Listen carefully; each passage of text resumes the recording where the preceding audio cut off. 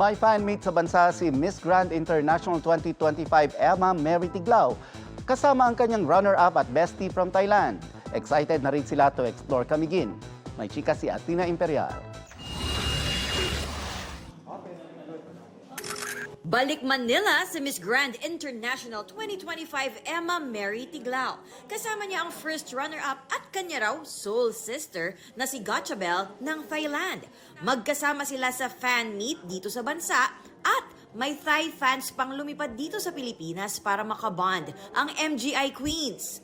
Hindi ko expect na gagawin ni Papa Nawat because I don't think we have a big fan base. And ayun na nga, ginawa na niya.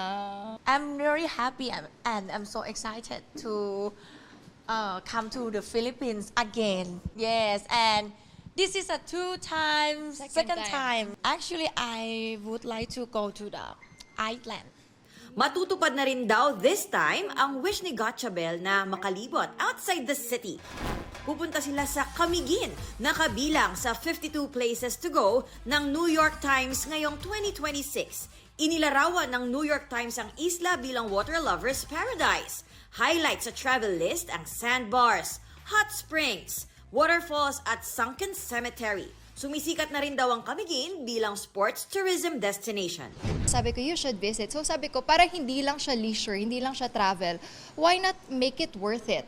Athena Imperial updated sa Showbiz Happenings!